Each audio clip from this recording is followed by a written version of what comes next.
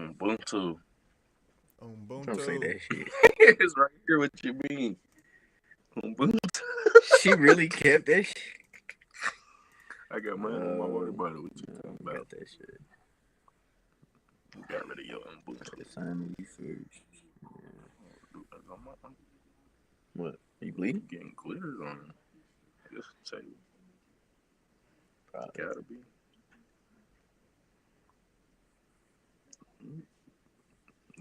Why you got all that?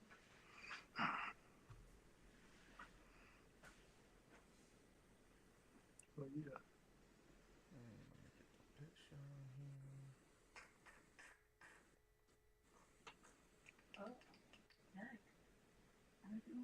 There we go.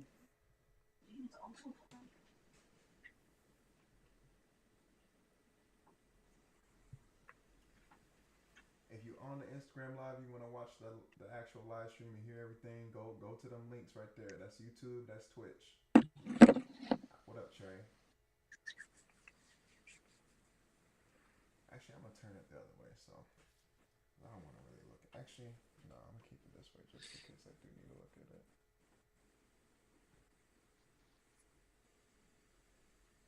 Y'all joining on Instagram? Go ahead and join the Twitch or the YouTube. Trolling. We gonna get started real soon. Nah, Okay. Let me hit my vape. I got to make sure everyone. B-Hall, don't be saying nothing crazy in my chat, B-Hall. I will ban you. B-Hall, he's one of my teammates from Missouri Western. He played running back, bro. He's crazy. Nah, you probably got a little CTE left in him. We playing the game all the time and stuff.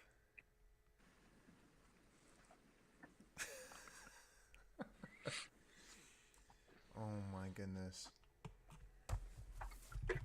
Let me what's it called? Let me also make sure that I have this up at the same time. Oh. No, I didn't want to do that. Hold on a second. Wait a minute.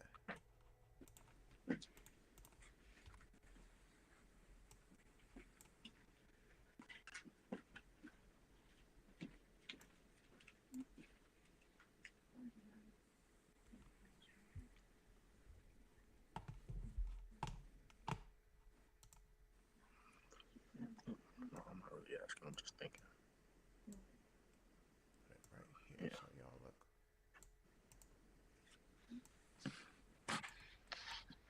Bihar, are you on Twitch or are you on YouTube?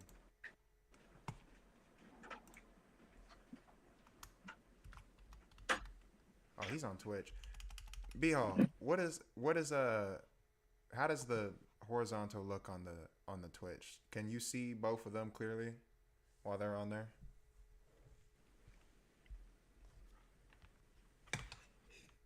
All right, bet. He said to look straight. Bet.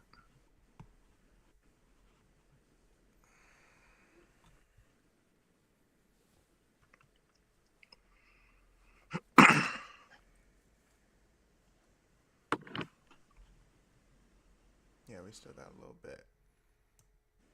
You guys kind of already know what you're gonna say whenever we start getting into this and everything.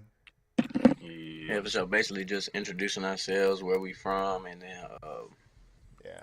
I'm gonna go through it. Like I sent y'all the script. It's not. Yeah. I mean, it's nothing crazy. Like in the beginning, I'm just gonna do like the intro that I'd have for like the YouTube video, and I'm gonna say, "What's up, everybody?" Blah blah blah, and I'm gonna be like, "Welcome to the podcast." And then I'm gonna talk about like how today's episode is special because we got two athletes. And then I'll just say y'all's names, and I'll do the snaps that I always do every video, and I'll talk about on one side how we got Simon, and he's from Lindsey Wilson University. He wants to talk about how grades can affect views from coaches, from personal experience, and how they can also open opportunities and open doors. And then I'll talk about on the other side, we got Jamari Sowell, who it's Sowell, right? That's how you say it, Sowell? Yeah. Okay. Jamari Sowell, who's been through a grind of injuries physically and mentally, and has had to fight his way back. And he's going to talk about what it's like to persevere through adversity. And I'm going to just mention how you both guys are academic all honors, and how Jamari, you're on the president's list. And Make it real simple, you know, and nothing Yes, crazy. sir.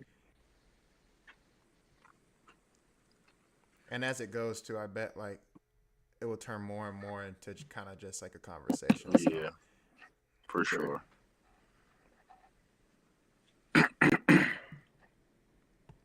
hello, President Potato. What's up? Lawak Burat. That's a crazy name. Hmm. President Potato. Who is President Potato?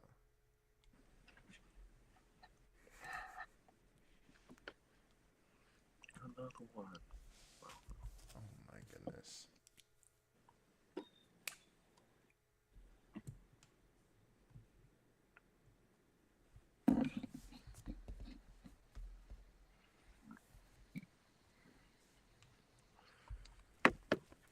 Keys, what up?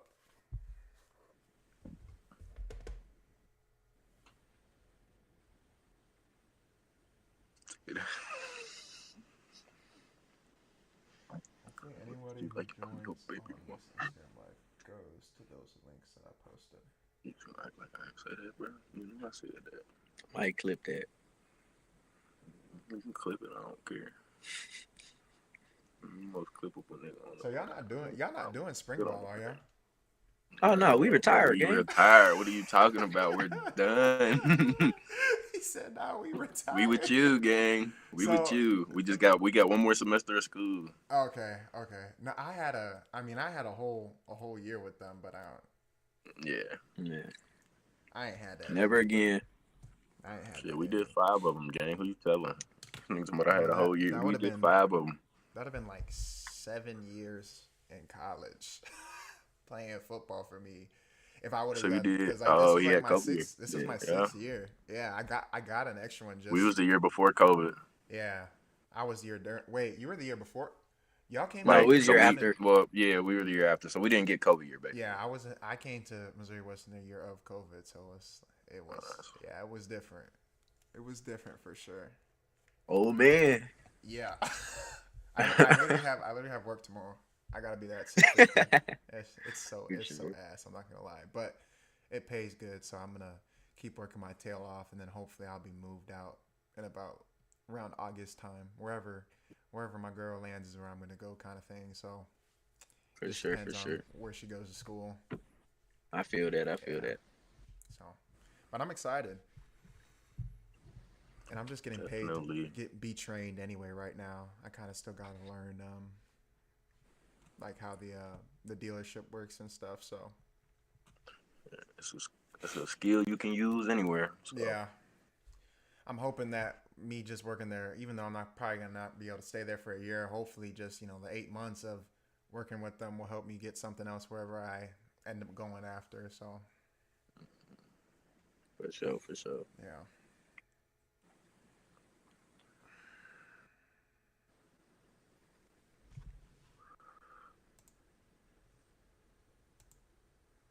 If y'all ready I to ain't gonna start lie though. though, we can go ahead and get this thing rolling. Bet. Okay.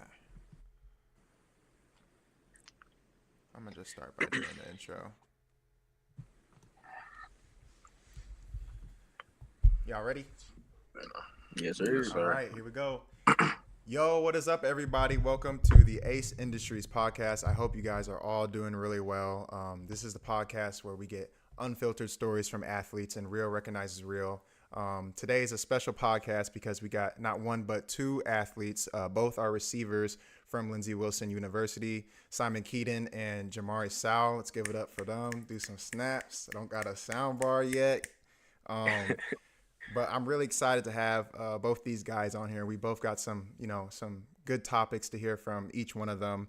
On one side, we got Simon Keaton, who's, like I said, a wide receiver from Lindsey Wilson, and he's going to be talking about how grades and academics are important and how they can change the outlook and views from the coaches and the coaching staff on you as a player from personal experience, and how those grades and academics can also open up other doors and opportunities from said coaching staff.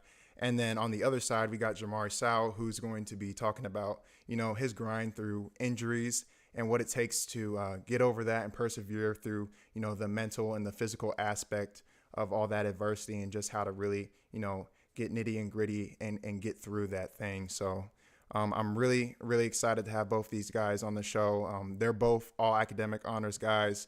Jamari even made the president's list at Lindsey Wilson University. So kudos to both of them for doing so good in the academics aspect of, the college athletics world. This next segment is just going to be about who they are. So Simon, for the people who don't know you yet, who are you, where you're from, and how has football become a part of your life? My name is Simon Keating, like you said. I am from Newport, Kentucky, and then at school I did, just to give y'all kind of my educational background, I did my major in sustainability and environmental studies, and I got a minor in communications, and then now I'm getting my master's in business administration. So doing a whole little bit in school, and then for football, football became part of my life when I was around 6 or 7 years old. I was doing a bunch of little different sports, and then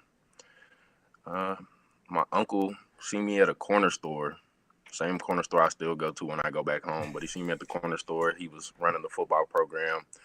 I was running out of the store, and he grabbed me. He was like, "You sure you ain't stealing?" And I was like, "Nah." He was like, it was literally like, it was funny. He was like, "All right, well, you running fast." He was like, "You might as well come. I'm going to go talk to your mom. You might as well come and do the little football tryout." It was supposed to be like the next day or something. I went, did the tryout, and never looked back from there. It was fun. That's awesome, man. That's a great story. And I'm glad that you also, like how you're saying, you had someone to kind of pull you into the sports world, even though he was accusing you of something, but you wasn't doing it. Nah, he was definitely I'm glad that you had somebody to, kind of pull you into that sports world. And as far as, the school's been going, it sounds like, I mean, you got degree after degree. Like you're going to be set once you're done with this master's, man. That's awesome. Yes, Congratulations yes, on that. Thank you. I started 17, about to get my master's 22. So that's awesome. Be man. young when I'm done too. Got a whole lot of life ahead of me. That's awesome, man. And Jamari, same thing. Give the people your background and let them know, how you got there at Lindsey Wilson University. Football, how it's become a part of your life, all that good stuff.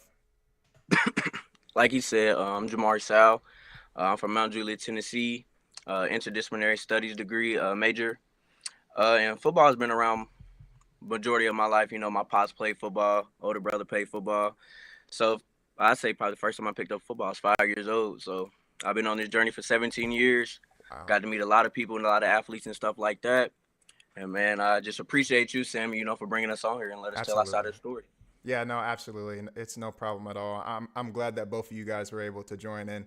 Kudos to you for playing football for that long, 17 years. I mean, I said it on one of my earlier streams. I didn't start playing until high school, and even then I didn't start playing until my junior year. It's crazy how, like, you can meet some of these guys when they've been playing football their whole life, and some people who kind of just fell into it and eventually fell in love with it. But I mean, that's an accomplishment in itself, playing for that long and being as good of an athlete as you are, and everything that you've been doing. So appreciate it. We're going to go into segment 2. So we're going to start talking about, education and perception. So some of these questions will be geared more towards you, Simon. So Simon, you specifically wanted to talk about education, and I think that this is huge. When you first got to college, you said that your grades specifically, weren't where they needed to be.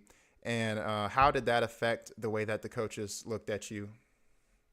Yeah, for sure. Coming out of high school, I had really bad grades, and then I only took the ACT once. And once I think I got a 19 or a 20, I was like, hey, I won't touch it again. Yeah.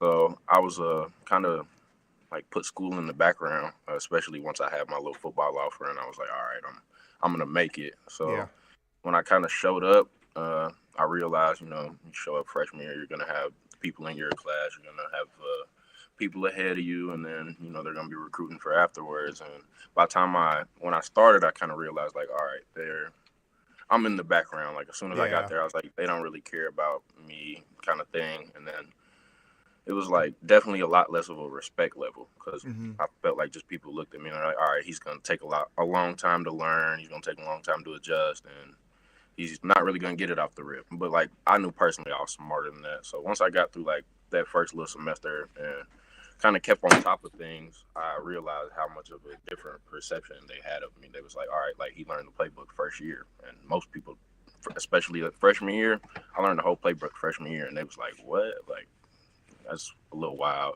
Yeah. Grades wise, I kept my grades up. We had like study hours and things like that, and you had to get 10 a week. I was doing 20 hours a week. I was living in the library, getting good grades. Like I said, I kind of felt like they didn't really see me on the football field, so I kind of wanted to make a name in another aspect, and I felt like taking education serious really, really helped with that. Like I said, by the time I got to the end of the year, not only did they like look at me different just as from a respect level, they kind of trusted me a lot more just with getting in on the field because I knew the playbook and all of that, and then trusting me off the field. I kind of realized that I'm getting my classes checked less. They didn't care what I did when it came to my study hours. We had an academic book we had to sign where you had to make sure they knew everything you were doing throughout the day, the whole week, and like they stopped caring what I was doing because I was doing so good. Yeah. So it definitely benefited me in the beginning, kind of realizing and taking it more serious out of high school. But I feel like one thing I wanted to kind of, everybody says it, but like taking it serious in high school, that kind of gets rid of all that stuff I had to go through. It really does. Like when you come out of high school and you got that 3.5 plus, did your ACT, you did it the right way. Your coaches can bring up multiple academic things that you done in your school career already before you even get to college. It kind of gives you a stepping stool by the time you get there. Yeah. I really like that answer too, because how you kind of tied in when you did start taking it serious, and then you added in the fact that you knew the playbook. You know, that's two things that just kind of shows the coaches like, okay, we can trust this, you know, we can trust this cat a little bit more, because they not necessarily babysit you, but they don't have to worry about, you know, watching and looking over your shoulder all the time, you know, in terms of the classroom, like how you were saying, because they know, oh, he's going to his classes, like maybe we should worry about the class checks for somebody else. They can dedicate their time somewhere else and know Simon's on top of it. He's doing what he's supposed to be doing, and he knows the playbook on top of that. So if we need him in a game situation, we're sure that he's going to be ready. And like how you're saying, I agree, and I feel like the coaches probably also agree and think the same way, because when they can trust you in both those aspects, you know, it translates to going onto the field and doing great things in that aspect. So, so I got another question. So at what point did you realize that grades were just as important as stats? And take your time. Definitely, like I said, definitely after high school for sure. And I wouldn't even say like my freshman year really. Like I was really doing all of that to get on the field. Like I was so locked in the other aspects, because I was like, all right, they got 100 people in front of me when it comes to athleticism and, you know, age wise and all of that. So I was like, let me get the school stuff right. So then when it comes to that time, you know, I'm there. So yeah, absolutely. Like I can get on the field and get my stats. So I was really worried about stats still in the beginning. Obviously, I did it a different route than most people do, and, you know, just going out there on the field and being a dog, all the above. But I feel like we're gonna tie into later, I feel like it was after I got injured. I got injured a couple times in high school. Had a couple little small injuries throughout my freshman and sophomore year, but I put myself in the position to play my junior year. I was a backup. I was playing every game, and I think it was it the first or second week of our season, I broke my foot, and I was playing every game still, practicing every week with a broke foot. Went through the whole season on the broken foot. Yeah, actually this kind of where we got done with the season, and my bone in my foot was dead, so they removed it. So I was out for the spring. Jeez, man. And sitting there watching SAQs, watching workouts, watching people get spots and play football right after I just had one, and I'm watching people, you know, take my spots, and then I get back. By the time I get back, I'm a 3. Like, that's when I kind of realized, I was like, you know, when I showed up freshman year, I'm like, all right, I probably won't make it to the NFL. I already know it's that small percentage of a chance that you even kind of develop into that kind of player. 3.6 is that? Yeah, something crazy. Like, but it's like, you know, you always got that mindset, like, I want to have a backup plan. But then when it's like, all right, school really is more important than your sport, it's like when you get hurt and you realize, like, that, like, it's only going to last forever, whether I do go to the NFL, whether I do get to the highest level, I get paid the most amount of money. Like, when I'm done with the sport, when my body gives out on me, I'm gonna have to do something else. Like Yeah. even if I am set with money, I'm gonna have to have other things that I can think about, other things that I can get into. Like they just say you got all the money in the world. They say money don't bring happiness. Like, eventually you're gonna want to go help out in other ways, and Yeah. having an education and knowing where to start is gonna improve that. No, So absolutely. I felt Yeah. like it was definitely after I got injured. That's great. No. And like how you're saying, after the injury, you kind of had a realization basically of, where you needed to do or what you needed to do and where you needed to put yourself in a position in order to, start succeeding, especially after, college athletics. Yeah. Because even if you don't think that you have the chance to go to the league or go play pro anywhere, having that backup plan in mind, like how you're saying, is perfectly normal for any college athlete. And I think that every college athlete honestly needs to come up with something just in case that their plan A doesn't work. You always need to have a plan B for something For in sure. all aspects of life. So I think that's great. And that's one thing, like, to add to that real quick is like, yeah, having that backup plan is great, but being able to be, what would I say, like being able to accept the fact that it may change. Yeah. Things change all the time. Like I got here, I had a whole different plan. Obviously, when you're a little kid, you just want to do sports. But like even my plan for my freshman year when it came to education and having a backup plan after I get done with college if sports doesn't go how everybody wants it to, like that's changed. Yeah. Over time. Like I remember going from wanting to coach and wanting to this, that, and the third, and then I was like, I think now that I'm at school, I kind of want to get away from that. I want to go do some other things, and it's definitely changed. Did you ever change your degree? Yeah, I like science, so I started biology, and then I switched to sustainability. But Okay. I liked sustainability way more. Biology was a whole lot of just remembering things. Yeah, and I mean that what you were saying. I mean that kind of just shows like character development and growth as your time there at the program and kind of figuring out, okay, if I am going along with this, what do I want to actually do? What do I like? And like how you're saying, you like science, so you switched what you were doing originally, and now you're kind of moving into something that is more enjoyable for you to learn. And I think that's great too, because a lot of times, I mean, people can struggle in any classroom, especially if they don't like what they're being taught, or like why would you take a class that you don't like? There's no point when you could easily go and try to do something that you actually want to do. That's how I feel. Yeah. That's how I feel about like the 20 freshmen that come in every year and they just do business. Yeah. Like, gang, you don't care about business. You don't. I'm sorry. Business is for everybody. It's not for everybody. Just because you think it's about to be easy, once you get in there and they pull up that Excel sheet, you're gonna be sick to your stomach. For sure. You're gonna be sick to your stomach. I cannot stand those Excel assignments that I had in all my business classes. I'll tell you that. But I managed to get through it somehow. But those Excel classes, I dreaded them. My gosh, they were not fun at all. Let me look at this real quick. I got one more question for you before we ask Jamari some stuff, Simon. So, Simon, if somebody wants to transfer up, what do grades really do for those options? Honestly, more than stats, because you can have 0 catches, 0 touchdowns, or you can have 100 catches, 100 touchdowns, and if you got 0 grades and 0 work put in the school or in the classroom, you're not going anywhere. Yeah. Like it's just that simple. You have to have it set up like in school for you to like even have a chance to go somewhere else. Absolutely. So it's like if you're not doing the best or you're not having the best season for football, or if you're upset at your position or your spot, don't let that affect your education, or at least try to not let it affect it as much as you can, because obviously as athletes we know like our sports are heart and soul. So when that's not going well, our mood, all of the above tends to change, go down.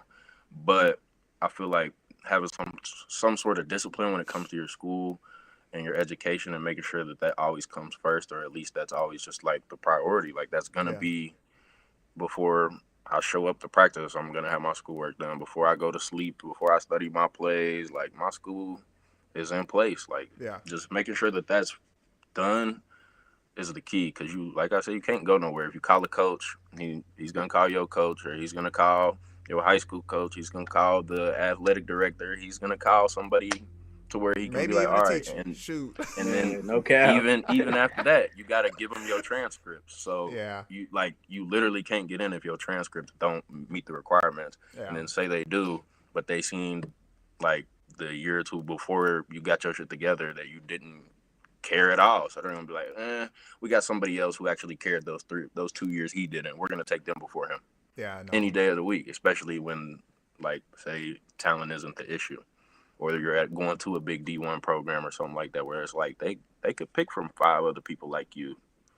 Like, yeah, well, you know, if there's two 6'4", 200-pound receivers, and one only got practice tape, one got game tape, but the game tape one, he got a 1.9, 2.0 GPA, and then he will not be there. He got a 3.5. You know, they'll take him. Same size. Any day. Except he got a 3.5 and you got a 2.0 GPA. Like, you right. know, it's just because it's you the wanted little to win, things, like, you know. So definitely. I like that. I like that answer. It was a great answer. We'll go into the next segment 3. So Jamari, when let me pause. It's a good thing we're doing this on live. I can edit this.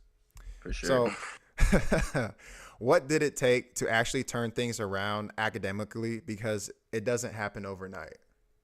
Oh no, for certain it didn't happen overnight.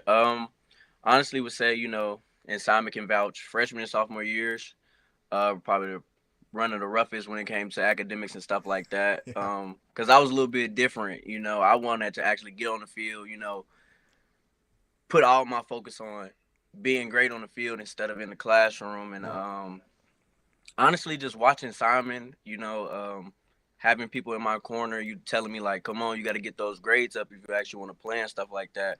Because, when we got here, it was always if you didn't have this certain GPA or these certain grades, then you can't travel because it's costing the team more money than anything. Yeah.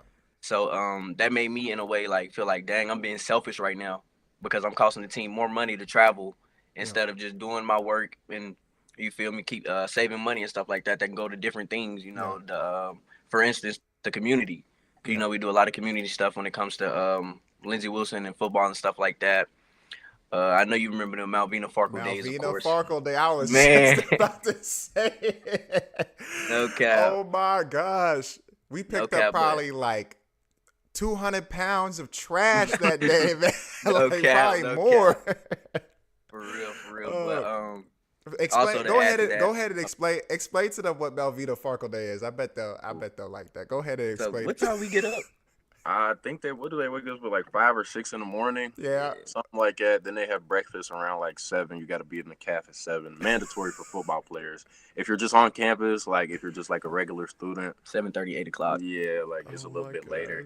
But they're gonna bring like fire trucks, ambulance out. They're gonna come in there with like air horns, like pans and pots beating on your door. They're gonna wake everybody up. And then you meet in the caf. They're gonna do like this big speech. And basically, you choose a group in the cafeteria that you're going to go do community service with. And whenever everybody leaves, you go with your group and you go do whatever your group's go about to do. And, football, we always go do the hardest stuff. And we go run around the streets with construction vests and trash bags and gloves on like we're a bunch of prison breakouts. There's like 100 of us in the vest like, picking up it's trash. 150 of us, like we didn't just get out the Columbia County jail cell or something. Yeah. No cap. Oh my God, it was fun though. It was fun, kind of doing that instead of meetings or what else. It definitely brings like a lot of team bonding. Yeah. Especially running across the road, making Coach K mad for sure. Yeah, yeah. We was running around making all them probably upset. That you whole time. You wasn't. I don't think you was around when Coach Chris picked up the dead bird. No, I think that was disgusting. Was that last? that was just last year. I think I was there. I was right.